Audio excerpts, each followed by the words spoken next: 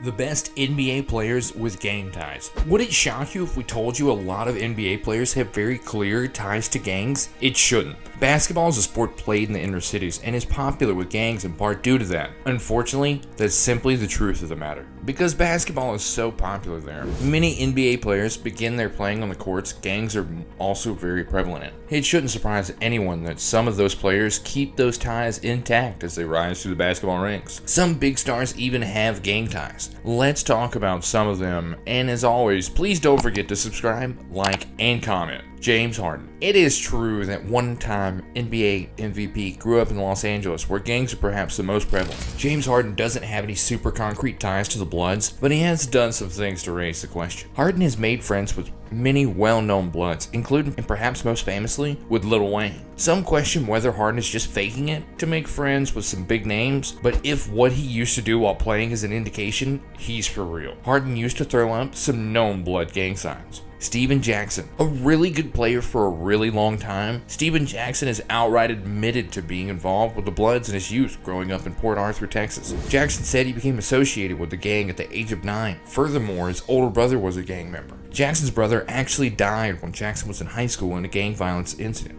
Jackson never fully joined, however. He has made it clear many times during his playing career that he's no longer affiliated with the gang and never took part in any of the gang's activities. Caron Butler. A two-time All-Star in the mid-2000s, Caron Butler talked about his criminal past with Oprah Winfrey. He explained to her that he was a drug dealer at the age of 12 in Wisconsin. He said his role models were all pimps and drug dealers, so he joined them. He couldn't have been that good of one. He said he was arrested 15 times by his 15th birthday. Ironically, that might be what saved him from that kind of life. Butler said it was while in juvenile detention center that he discovered basketball. He then developed enough to get a scholarship for UConn before being taken in the top 10 of the 2002 draft. That's certainly a wild ride to NBA stardom. Carmelo Anthony. We're not sure if Carmelo Anthony was ever a true gang member, but he certainly hung out with a lot of them. Anthony grew up in Baltimore, a city with a very strong gang presence. Anthony went out to Syracuse where he won a national title in his only year. He then became a quick star in the NBA and has made 10 All-Star games to date. So what are his gang ties? Anthony's actually on video, hanging out with some of the most powerful gang members. Prior to his NBA career, a video was made by the gangs called Stop Snitchin'. The video surfaced after Anthony became an NBA star, and he could be seen hanging out with well-known gang members. Demar DeRozan. A Compton native, Demar DeRozan's gang ties are out in the public. They may be old, but some things never go away.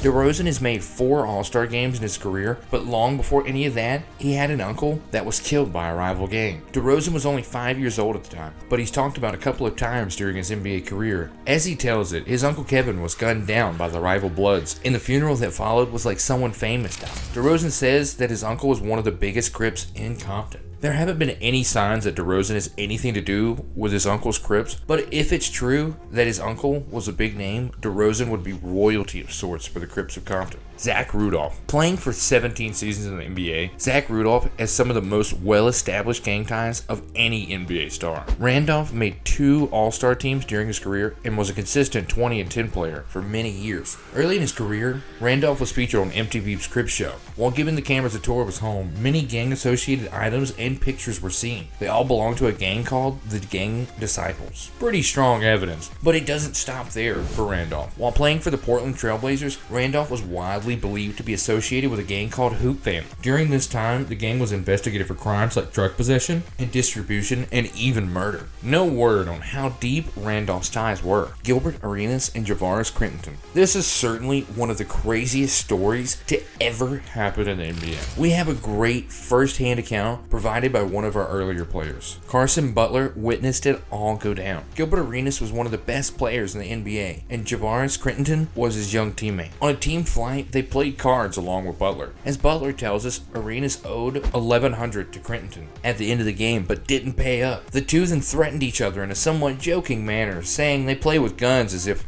alluding to their gang ties. Crittenden's ties would be confirmed in the years to come, in fact. Butler continues the story saying he showed up the next practice and upon entering the locker room was instantly transported back to his gang days in Wisconsin. He had sitting there in front of Michael Jordan's old locker was Arenas, and in front of him was 4 guns. Arenas yelled at Crittenden to choose one to get shot by. Responding to the taunt, Crittenden turned around and said he doesn't need one because he brought his own, and then pulled his gun out. A standoff ensued without any shots being fired. The story got to the media and all hell broke loose. Arenas was suspended, Crittenden was released by the team, and would later be sentenced to more than 20 years in jail for killing a woman in a gang-related incident. Sounds like Arenas got lucky.